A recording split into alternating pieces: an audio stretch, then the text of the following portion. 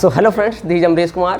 Today we will discuss 4 important formulas based on numerical analysis. Okay, तो numerical method भी कह सकते हैं आप इसको। बेटा इससे पहले जो वीडियोस थी उनमें हमने क्या कर लिया था, न्यूटन ग्रेगरी फॉरवर्ड किया था, न्यूटन ग्रेगरी बैकवर्ड किया था और लैग्रेंज इंटरपोलेशन फॉर्मूला किया है for divided difference for unequal intervals, और एज वेल एज हमने किया था लैग्रेंज इंटरपोलेशन फॉर्मूला जो कि हमारा अनइक्वल इंटरवल ऑफ डिफरेंसिंग में यूज होता है। तो न्यूटन फॉरवर्ड फॉर्मूला बेटा हम तब यूज करते थे जब आपके पास इक्वल इंटरवल ऑफ डिफरेंसिंग गिवन होता था और आपको टेबल की जो भी वैल्यू दी हुई होती थी, अगर नियर दी बिगिनिंग कोई वैल्यू पड़ी हुई है तो उस केस में हम न्यूटन फॉरवर्ड फॉर्मूला यूज करते थे। और अगर टेबल के बैक में, ठीक है, टेबल के एंड के नियर में वैल्यू पूछी जा रही है तो उस केस में हम न्यूटन बैकवर्ड फॉर्मूला यूज करते थे। उसके बाद अगर अनइक्वल इंटरवल ऑफ डिफरेंसिंग आपके पास होता था तो हम इंडिपेंडेंट थे, आइदर हम लैग्रेंज इंटरपोलेशन फॉर्मूला यूज करते थे या Newton divided difference formula use करते थे। तो जैसा कि मैंने स्टार्टिंग में बताया था आपको, अभी हमारे पास प्रॉब्लम ऐसी आ जाने वाली है, लिखा तो कुछ नहीं हुआ, भावनाएं समझे बस आप, कि बेटा जहाँ पे आपको टेबल के मिड में वैल्यू पूछ ली जाए, ना तो बिगनिंग में वैल्यू पूछ रहा है वो टेबल से, मतलब ये है मेरा कि सपोज करो 2, 4, 6, 8, 9, 10, ठीक है बेटा, 2 पे वैल्यू दी हुई है सपोज करो 9, यहाँ पे 13, ये 4 और ये दे दिया आपको 12 और ये दे दिया आपको 15 और ये दे दिया आपको 19, ठीक है। तो अगर तो 2 और 4 के यहाँ पे कोई पॉइंट सपोज करो 2.3 पड़ा हुआ है, इस पे वैल्यू पूछ ली तो आप न्यूटन फॉरवर्ड यूज करते थे। अगर सपोज करो यहाँ पे किसी पॉइंट पे वैल्यू पूछ ली, समथिंग 8.9 पे वैल्यू पूछ ली, तो ऐसे केस में बेटा हम न्यूटन बैकवर्ड यूज करते थे। अगर ऐसा हो जाए, सपोज करो कि इन दोनों के बीच में वैल्यू पूछ ली जाए 6 और 8 के, सपोज करो 6.7 पे वैल्यू पूछ ले, तो देखो यहाँ पे जो 6.7 है वो आपका ना तो स्टार्टिंग में पड़ रहा है ना आपका लास्ट से स्टार्टिंग में पड़ रहा है, नियर दी एंड भी नहीं पड़ रहा, ना नियर दी बिगिनिंग स्टार्ट हो रहा है हमारा वो। यहाँ पे क्या है, जो पॉइंट जिस पॉइंट पे वैल्यू पूछी जा रही है वो आपका मिड में पड़ा हुआ है। तो ऐसे केस में जब वैल्यू जिस पॉइंट पे पूछी जा रही है, जब वो टेबल के बीच में हो, तो ऐसे केस में हम क्या करेंगे, तो बेटा ऐसे केस में ना तो हम न्यूटन फॉरवर्ड यूज करेंगे ना न्यूटन बैकवर्ड यूज करेंगे, ठीक है। ऐसे केस में हमारे पास फॉर्मूला है बेटा गॉस फॉरवर्ड फॉर्मूला, ठीक है, गॉस फॉरवर्ड फॉर्मूला, ठीक है। और इसी के लिए हम एक पढ़ेंगे गॉस बैकवर्ड फॉर्मूला। तो गॉस फॉरवर्ड फॉर्मूला कहाँ यूज होगा आपको समझ आ चुका होगा, जब आपके पास जो वैल्यू पूछी गई है वो आपकी टेबल के मिड में पड़ी हुई हो या मिड के आसपास पड़ी हुई हो। यहाँ पे कोई आपस में आप लड़ाई नहीं करेंगे, कोई कॉन्ट्रा नहीं करेंगे, मिड में पड़ी हो या मिड के आसपास पड़ी हो, तो ऐसे केस में बेटा गॉस फॉरवर्ड या गॉस बैकवर्ड फॉर्मूला लगाया जाता है, ठीक है। अभी इसमें किन किन केस में, क्योंकि जब मैंने बोल ही दिया आपको कि अगर वैल्यू मिड में पड़ी हुई है तो आपको कैसे पता चलेगा कि गॉस फॉरवर्ड लगाएं या गॉस बैकवर्ड लगाएं, तो मतलब यहाँ पे आपको गॉस फॉरवर्ड और गॉस बैकवर्ड में से कौन सा लगाना है, क्योंकि मिड का मतलब तो वो तो स्टार्टिंग से भी वहीं पड़ रही है और लास्ट से भी वहीं पड़ रही है, तो फिर 2 चॉइस आ जाती है कि गॉस फॉरवर्ड लगाएं या गॉस बैकवर्ड लगाएं। तो उसमें कंफ्यूज नहीं होना आपको बेटा। जब जो हमारा u होगा, ठीक है, जो हम u क्या करते थे, न्यूटन फॉरवर्ड और न्यूटन बैकवर्ड में लगाते थे, u की हमारी वैल्यू होती थी x minus x naught upon h। h तो क्या होता था बेटा, इक्वल इंटरवल ऑफ डिफरेंसिंग, 2 से 4, 4 से 6, 6 से 8, 8 से 10, 9 से, यहाँ पे आपने करना पड़ेगा, इसको लिख लो 8 से 10 और 10 से 12, ठीक है, क्योंकि ये इक्वल इंटरवल ऑफ डिफरेंसिंग है। तो इक्वल इंटरवल ऑफ डिफरेंसिंग के ही केस में हम Newton forward, Newton backward, Gauss forward, Gauss backward लगा सकते हैं। अनइक्वल हमारा केस अलग है, अनइक्वल के लिए न्यूटन डिवाइडेड और लैग्रेंज इंटरपोलेशन फॉर्मूला यूज किया जाता है या हर्मिट यूज किया जाता है, जो हमने स्किप किया, भी करेंगे उसको भी। तो गॉस फॉरवर्ड और बैकवर्ड कहाँ पे लगाएंगे मैं बता रहा हूँ आपको। तो जो u की वैल्यू आती है बेटा, x क्या होता है, जिस पॉइंट पे वैल्यू फाइंड करनी है आपको वो x होता है। x नोट क्या होता है, जो टेबल के स्टार्टिंग में वैल्यू पड़ी हुई है, that is x naught. And h is the interval of differencing which is 2 से 4, 4 से 6, कितना डिफरेंस है, 2, 2 का डिफरेंस है, इक्वल होना चाहिए। तो h भी पता है आपको, तो इन तीनों की वैल्यू पुट करके आप u निकाल लेंगे। तो आपने u को चेक करना है बेटा कि u जो है हमारा 0 और 1/2 के अगर बीच में है u अगर 0 और 1/2 के बीच में है तो हम लगाएंगे गोस फॉरवर्ड, क्लियर हुआ।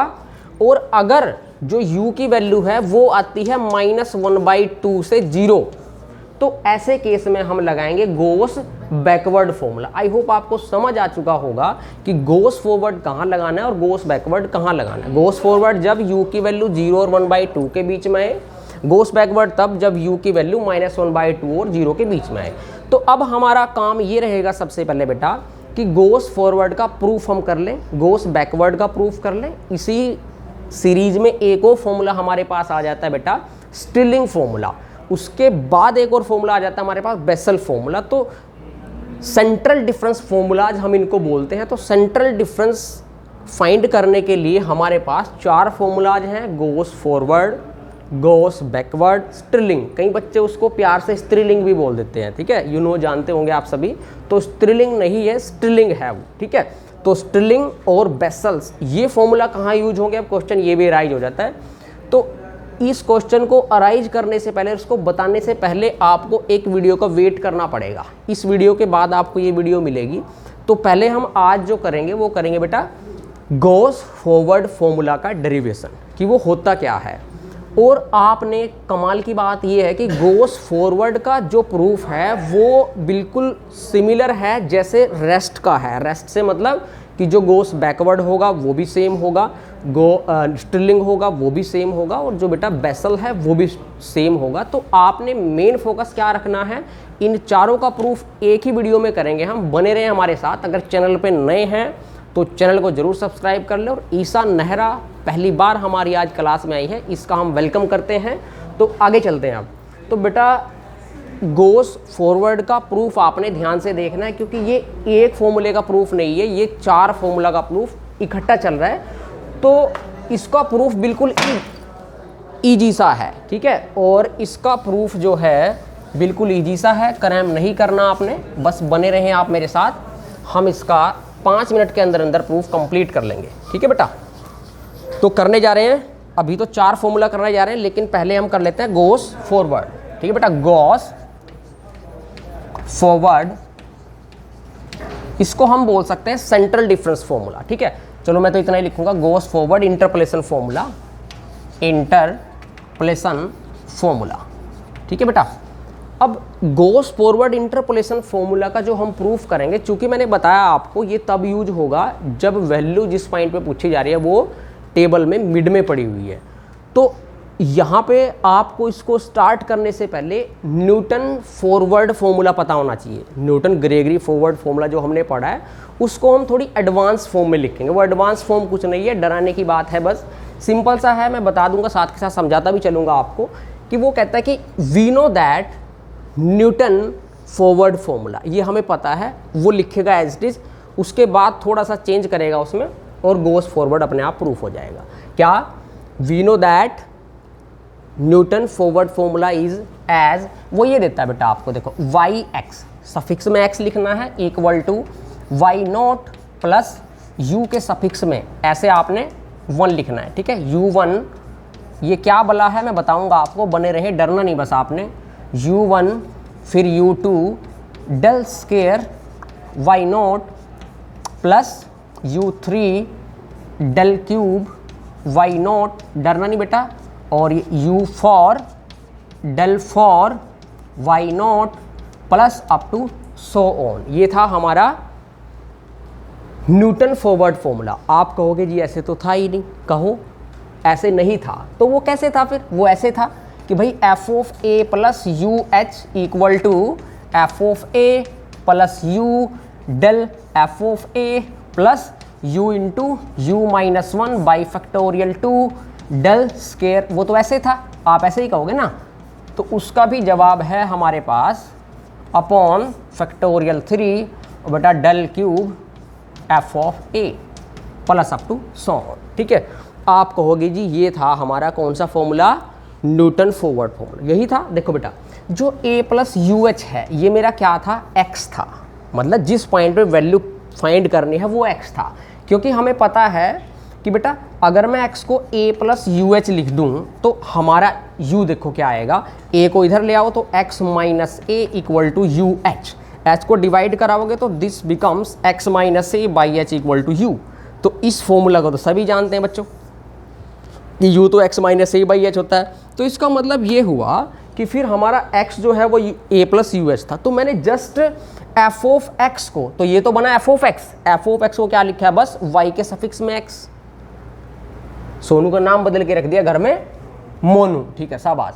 अब यहाँ पे जो f ऑफ a है, ठीक है, उसको जस्ट मैंने a को थोड़ी देर के लिए मैंने सफिक्स में 0 मान लिया याद रखने के लिए। तो f ऑफ a को क्या लिख दिया मैंने भाई, f ऑफ x को तो लिखा y के सफिक्स में x, तो f ऑफ 0 को क्या लिखेंगे y के सफिक्स में 0।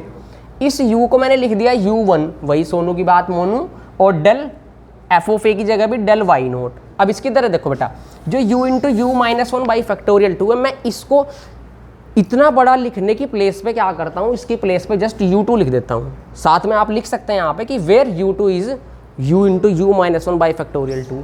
अब आ जाओ बेटा इस पे, जो हमारा u इंटू यू, इसको मैंने क्या लिख दिया, जस्ट इसको मैंने लिख दिया भाई u3। तो u3 इतना बड़ा लिखने की प्लेस पे मैंने u3 लिख दिया जस्ट उसको, ठीक है। आगे चलो, और डेल क्यूब y नोट वो आया किसकी प्लेस पे, del cube f of a, और plus up to so on, ठीक है। याद रखने का क्या तरीका है जो मैंने बताया आपको। अब आपने एग्जाम में अपना मैथमेटिशियन नहीं बनना है, अपने आप मैथमेटिशियन नहीं बनना आपने बस, नहीं तो पजल हो जाओगे। क्योंकि जो गोस फॉरवर्ड है इसकी जो हमारी वर्किंग स्ट्रक्चर होता है वो थोड़ा सा टीडियस है, या फिर ये कहें कि थोड़ा सा कॉम्प्लेक्स है, थोड़ा मुश्किल है, उसकी नोटेशंस हमें नहीं समझ आती। तो इसलिए आपने प्रूफ भी जब करना है डेल 4 तक लिखा है तो 4 तक ही लिखना। आप आगे बने रहे मेरे साथ, क्रैम नहीं करना आपने, समझते जाना चीज़ों को, तो समझ गए होंगे आप, आई होप मैंने ये कैसे लिखा है, ठीक है बेटा। अब नेक्स्ट स्टेप जो रहेगा, आप कहोगे जी आप भी खेल ही कर रहे हैं हमारे साथ, कोई ये चीज़ भी थी, ये तो बताने वाली बात ही नहीं थी, ऐसे तो हम अपने आप कर लेते। आपने इसको मानना इक्वेशन नंबर 1, आप अपने आप भी मान सकते थे इसमें, इसको अपने आप भी मान सकते थे ना आप, इसमें तो कोई बड़ा काम नहीं किया मैंने। अब मैंने क्या किया कि फर्स्ट 2 टर्म्स छोड़ दी, मैंने फर्स्ट 2 टर्म्स को छोड़ दिया, बाकी के साथ क्या करेंगे, उनको मार देंगे। मारना कैसे है देखो ध्यान से, except first 2 terms reduce the subscript of y by 1। मैं क्या करूंगा, पहली 2 टर्म्स को ही छोड़ना है। कभी एग्जाम में आप 1 को छोड़ दो, 2 मतलब 2 को छोड़ना है। 2 को छोड़ने के बाद आपने क्या करना है, जो y की सबस्क्रिप्ट है, सबस्क्रिप्ट से मतलब फिल्म की सबस्क्रिप्ट नहीं है, यहाँ पे स्क्रिप्ट होती है वो, ये सबस्क्रिप्ट है। तो y के जो सफिक्स में ये 0 है, इसको मैंने रिड्यूस करना है 1 से, मतलब 0 की प्लेस पे क्या लिखना है -1, रिड्यूस करना है ना। ऐसे ही इसको, बट लिखेंगे कैसे उसको, ऐसे नहीं लिखना आपने। देखो तो मेरा काम क्या है यहाँ पे बता रहा हूँ आपको, सिर्फ क्या करना है, except first 2 terms reduce the subscript of y by -1 using the formula. कौन सा, ये फॉर्मूला यूज करना है बेटा। फॉर्मूला होता है ये हमारे पास कि बेटा डेल n y नोट, इसको याद रखें, क्रैम नहीं करना, साथ साथ चलते रहे मेरे। तो आपने इस 0 को क्या करना है, सबस्क्रिप्ट को चेंज करना है -1 से, तो मतलब इसकी जगह आ जाएगा y -1, ठीक है। आगे वाले में भी आप -1 ही लिखेंगे, क्योंकि सिर्फ हमने 1 से रिड्यूस करना है, ज़्यादा करेंगे तो चेंज हो जाएगा हमारा। और इनके डेल के ऊपर क्या लिखना है, देखो यहाँ n है तो यहाँ भी n लिख देना, और यहाँ एक ज़्यादा लिख देना, ठीक है। ये हो गया फॉर्मूला, पता लग गया कैसे बना। डेल n y नोट की प्लेस पे क्या लिखा, 0 को तो चेंज करना है हमने, एक रिड्यूस करना है, तो -1 लिख के काम खत्म करो। n है तो n लिखो, उसमें इससे एक ज़्यादा लिख दो क्योंकि आगे जाया है। अच्छा, अब इसको कैसे यूज करेंगे, पहली 2 टर्म्स में यूज नहीं करना है, सेकंड टर्म्स, थर्ड टर्म और फोर्थ टर्म। तो इस फॉर्मूले के अकॉर्डिंग बेटा आप देखें, बहुत होशियार बच्चे हैं, ऐसी क्लास कभी ना बने और ना बनेगी। सबसे बड़ी बात, आज ईसा नेहरा भी आई है हमारी क्लास में, ठीक है। तो डेल स्क्वायर y नोट क्या बनेगा, डेल n की जगह 2 बेटा 0, तो ये आ गया del 2 y -1 plus del cube y -1। तो मतलब डेल स्क्वायर y नोट की जगह मैं ये लिखूंगा। ऐसे ही मैं अगर डेल क्यूब y नोट बनाऊं तो क्या बनेगा भाई, del cube y -1 plus del की पावर 4 और y अगर ऐसे तो मैं डेल 4 बनाऊं तो वो क्या बनेगा, डेल 4 y, बहुत होशियार क्लास, ऐसी क्लास ना आई और ना आएगी।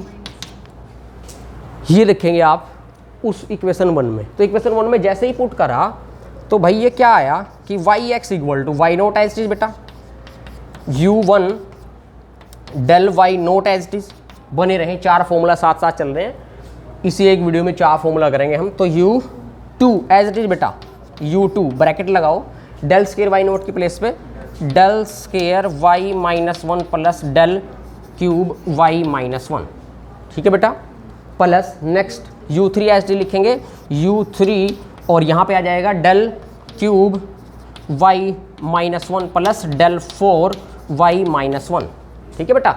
अभी लास्ट टर्म रहेगी u4, लास्ट तो नहीं कह सकते, मतलब हमारी जो सीरीज हमने ली है उसमें हमारी लास्ट टर्म है u4 और डेल 4 वाई माइनस 1, तो del 4 y minus 1 plus del 5 y minus 1। तो ये मैं बहुत बार बता चुका हूँ आपको कि बोर्ड हमारे पास छोटा है, तो हम कोशिश करेंगे कि इससे बड़ा बोर्ड ले लें ताकि पूरी लाइन एक ही लाइन में आ जाए, ठीक है। उसके बाद क्या करेंगे, पहले इसको थोड़ा सिंप्लीफाई कर लो बेटा। देखो सिंप्लीफाई कैसे, y naught as it is बेटा, अब हमारा खुद का ये काम है तो आपने घबराना नहीं है बस बिल्कुल भी, डेल वाई नोट। अब आप ये बात चेक कर पा रहे होंगे इजीली कि बेटा डेल क्यूब वाई माइनस 1 यहाँ भी है और डेल क्यूब वाई माइनस 1 यहाँ भी है, क्यों ना इसको कॉमन ले लें। लेकिन इसको कॉमन लेने से पहले फिर ये भी बात नजर आएगी आपको कि क्यों ना मैं u2 की प्रोडक्ट डेल 2 वाई माइनस 1 के साथ करके इसको अकेले फेंक दूँ, तो इसको अकेले फेंक दो, प्लस u2 डेल स्केयर, ये तो आ गया अलग प्रोडक्ट होगी। अब जो रेस्ट 2 टर्म्स है, देखो u2 की प्रोडक्ट इसके साथ भी होगी और u3 की इसके साथ होगी, तो इन दोनों में से तो कॉमन आ गया। पहली बात तो कॉमन लो, डेल क्यूब वाई माइनस 1 तो आ गया कॉमन, यहाँ से क्या बचेगा u2 और वहाँ से क्या बचेगा u3। बहुत होशियार क्लास, अभी ऐसी क्लास ना मिली ना मिलेगी। और सबसे बड़ी बात आपको पता ही है क्लास में आज क्या नया है, ईसा नहरा आई है बेटा। और प्लस अब रेस्ट जो टर्म्स हैं उनमें भी ऐसे करो, यहाँ से डेल 4 वाई माइनस 1 कॉमन, वहाँ से भी तो कॉमन ले लें बेटा, डेल 4 वाई माइनस 1 कॉमन, यहाँ से बचा u3, तो u3 और प्लस u4, ठीक है बेटा, ये हो गया। और rest terms as it is, rest terms में सिमिलर वे में कॉमन आता क्या, u4 प्लस u5 और आ जाता डेल 5 माइनस 1 कॉमन। तो मैं इसको रेस्ट एज इट लिख देता हूँ अभी थोड़ी देर के लिए, ठीक है बेटा। ये बना, अभी काम खत्म नहीं हुआ है, ये अभी अधूरा फॉर्मूला है। हमने जैसे ये फॉर्मूला लगाया ना, अभी हमने क्या किया था, इसको तो मान लो आप इक्वेशन नंबर 2, पहली चीज़ तो ये। अब बेटा हमने क्या करना है, देखो अभी मैंने क्या किया था, पहली 2 टर्म्स को छोड़ा था, स्किप किया था। अभी मैं 2 टर्म्स को और इसके साथ लगा देता हूँ। मैं क्या करूँगा, अभी पहली 4 टर्म्स को छोड़ दूंगा, 1 2 3 4। अब यहाँ पे प्रॉब्लम है कि ये 4th टर्म पड़ रही है, लेकिन यहाँ पे u2 प्लस u3 कॉमन है, सॉरी प्लस है, तो 4 टर्म नहीं बन रही हमारी। तो हम क्या करेंगे, पहले इस u2 प्लस u3 को सोल्व करेंगे। कैसे, अब कैसे करेंगे, इसको घबराना नहीं बस आपने, ठीक है। देखो पहले बाद की बात है कि हम इसको कैसे स्किप करेंगे, अभी नहीं, अभी पहले u2 प्लस u3 को सोल्व कर लो। देखो आपको जादू दिखाते हैं कि भाई u2 प्लस u3, मैं कह रहा हूं कि मैं इसको लिखूंगा ये, क्या तुम मुझे रोक दोगे, u+1 और सफिक्स में 3। आप कहोगे जी तो रट्टे ही मरवा रहे हो, आप हर जगह क्रैम कर रहे हो, खुद ही कहते हो कि क्रैम नहीं करना और ये फिर से क्रैमिंग। देखो बेटा जो u2 है ना आपका, ये कैसे बनता है, देखो जो u2 है वो मैं लिख सकता हूँ u कॉम्बिनेशन 2, क्योंकि u कॉम्बिनेशन 2 का मतलब क्या होता है, देखो u into u-1 by factorial 2, ये होता है u कॉम्बिनेशन 2 का मतलब। u2 का मतलब भी क्या था, जब हमने फॉर्मूला ड्राइव किया u2 किसकी जगह आया था, u into u-1 by factorial 2 की जगह। तो सिमिलर वे में u3 को मैं क्या लिख सकता हूँ बेटा, u कॉम्बिनेशन 3। तो ये किसके प्लेस पे आया था, u इंटू, आप करके देख सकते हैं घर पे ये प्रैक्टिकल, कि अगर आप u कॉम्बिनेशन 3 को सोल्व करोगे तो यही आएगा पक्का, u into u-1 u-2 by factorial 3। कोई डाउट हो तो कमेंट जरूर करना आप। अच्छा अब कहोगे जी इसमें जादू क्या है, ये कैसे हुआ, देखो ये दोनों चीज़ें हैं, इन दोनों चीज़ों को ऐड ही तो कर रहे हैं हम यहाँ। तो आपको एक फॉर्मूला पता है लोअर क्लास में कि u combination 2 plus u same है u combination 3 can be written as u+1 combination 3। अभी आपको याद आ जाएगा जब लिखूंगा ना, तो इसको लिख सकता हूँ u+1 कॉम्बिनेशन 3। दोबारा देखो u combination 2 plus u combination 3, क्या लिख सकते हैं, u प्लस 1 कॉम्बिनेशन 3। 2 और 3 ये कॉन्जिक्यूटिव नंबर्स होने चाहिए, ऊपर सेम होना चाहिए u, तो मैं लिख सकता हूँ इसको ऊपर u की जगह एक ऐड हो जाता है u प्लस 1 और यहाँ लास्ट वाला जो सफिक्स है 3 वो आ जाएगा। इस तरह फॉर्मूला बन जाता है। तो u प्लस 1 c कॉम्बिनेशन 3 है, तो मैं इसको क्या लिख सकता हूँ, जब u2 को मैं u कॉम्बिनेशन 2 लिखता हूँ, ठीक है, तो u प्लस 1 कॉम्बिनेशन 3 को क्या लिखूंगा भाई, u के प्लेस पे कौन है, u प्लस 1 और इसके यहाँ पे 3। देखो दोबारा से भैया u2 क्या होता है, u कॉम्बिनेशन 2 होता है, तो u प्लस 1 कॉम्बिनेशन 3 क्या होगा, u ये ऊपर वाला यहाँ एज इट इज, तो अब ऊपर कौन है u प्लस 1, तो u प्लस 1 एज इट इज, नीचे क्या है 3, 2 है तो 2 है नीचे, तो यहाँ 3 है तो 3, ठीक है, ये ऐसे बना। सिमिलर वे में u3 प्लस u4 क्या बनेगा, u प्लस 1 और उसके सफिक्स में 4। बहुत होशियार क्लास ही ना आएगी ना आई है class. y naught plus u1 del y naught plus u2 और बेटा del square y minus 1 plus, ये देखो ये क्या हो गया बनके u प्लस 1 और इसके सफिक्स में क्या 3 और बेटा del cube y minus 1 as it is, del cube y minus 1 as plus इसको क्या लिखेंगे u प्लस 1 और ये इसके सफिक्स में 4 और ये del 4 y minus 1 as it is and plus up to so on. इसको मान लो इक्वेशन नंबर 2, ठीक है। अब करना है आपने, अब क्या करना है, देखो क्या बताया मैंने कि आपने पहले तो छोड़ दी 2 टर्म्स, अब 2 और छोड़ दो, तो ये ऑलरेडी छुट्टी हुई थी हमने स्किप की थी, और 2 टर्म्स और छोड़ दो बेटा, ये वाली और ये वाली, ठीक है, 2 और 2 4। तो पहली 4 टर्म्स को आपने छोड़ देना है, पहली 4 टर्म्स को छोड़ के जो रेस्ट टर्म्स हैं उनमें सभी में क्या चेंज करना है, फिर से चेंज या reduce subscript of y by 1। कैसे, देखो फॉर्मूला तो बेटा यही चलेगा, मेरा फॉर्मूला तो यही है। अब इसकी हेल्प से मैं क्या करता हूँ, एक नया फॉर्मूला बनाता हूँ। देखो जो यहाँ पे ये वाली है, पहले तो इसको रफ कर दें और बने रहें आप मेरे साथ। चैनल पे नए हैं तो सब्सक्राइब जरूर करें और ज़्यादा से ज़्यादा अपने फ्रेंड्स के साथ बेटा शेयर जरूर किया करें, ताकि उसको भी इसका क्या मिल सके, बेनिफिट। चाचा ताई नानू नाना जो भी आपके भाई बहन हैं जो पढ़ते हैं इस कंसर्न क्लास में, तो उसको आप जरूर भेज दें ताकि वो भी पास हो जाएं। अब आगे चलें, तो क्या कह रहा था मैं भाई, तो 4 टर्म्स को आपने स्किप किया। इस फॉर्मूले की हेल्प से देखो मैं चेंज करना चाहता हूँ डेल 4 y माइनस 1 को, इस फॉर्मूला की हेल्प से, except first 4 terms reduce subscript of y by 1। ये लिखना आपने कैसे, इस फॉर्मूले की हेल्प से। भाई ये फॉर्मूला 0 पे था, तो हमने बस ये याद रखना कि 0 और यहाँ पे रिटर्न नहीं मारना आपने। ये फॉर्मूला है y की सबस्क्रिप्ट को 1 कम करने के लिए, तो चाहे सबस्क्रिप्ट वो कुछ भी हो, तो सबस्क्रिप्ट यहाँ पे 0 थी, उसको हमने 1 कम किया तो -1 हुआ। अब सबस्क्रिप्ट -1 है तो 1 और कम करेंगे तो -2 हो जाएगी, क्या फ़र्क पड़ता है। तो 0 था तो -1, अब क्या होगा देखो, डेल y -2 1 कम होगी, यहाँ पे भी 1 कमी लिखनी है, डेल y -2। अब बात आई डेल की पावर की, भाई n+1 तो 4 4 5, तो 4 4 बहुत होशियार क्लास है। ये रखेंगे इसकी जगह इक्वेशन नंबर 2 में, तो ये वाली चीज़ आ जाएगी।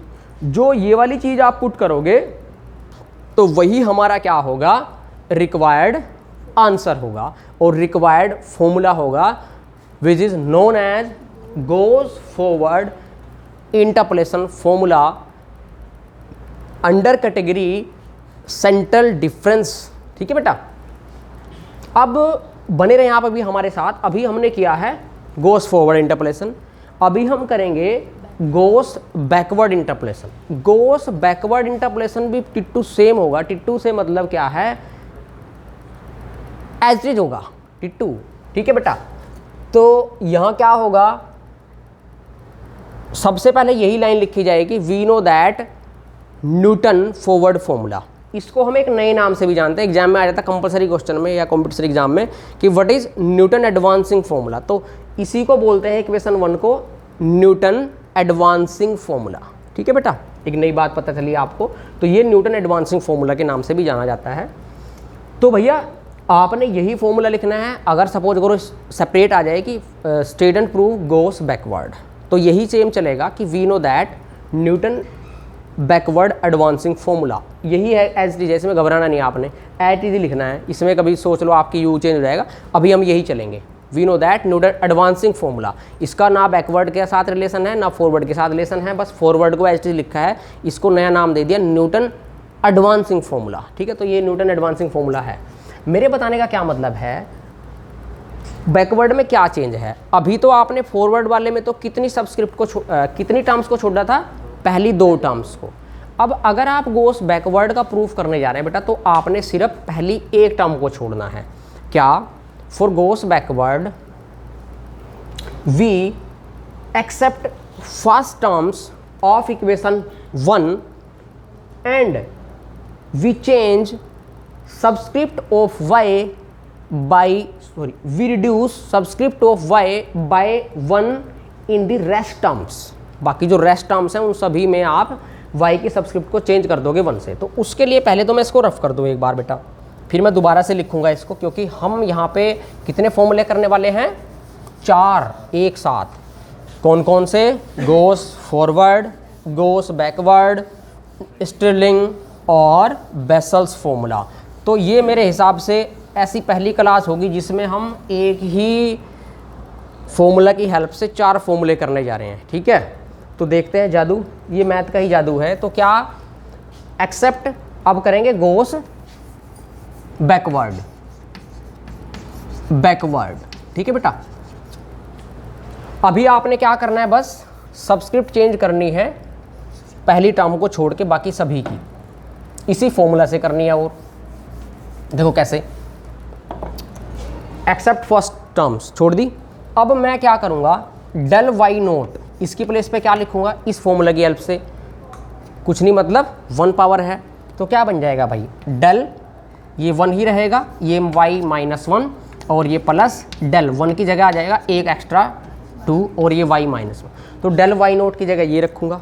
ऐसे ही डेल स्केयर वाई नोट की जगह similarly del square y minus 1 plus del cube y minus 1 ये रखूंगा मैं। ठीक है, बाकी सभी को ऐसे जल्दी जल्दी लिख देंगे हम। क्या करेंगे, अब चेंज करो तो क्या बन जाएगा, ये y x equal to y naught as is रहेगा, बाकी में चेंज कर रहे हैं तो करें प्लस u1 एज इज बेटा, और ब्रैकेट लगा लो, डेल वाई नोट की जगह क्या लिखा जाएगा, del y minus 1 plus del square y minus 1। समझ आ गई।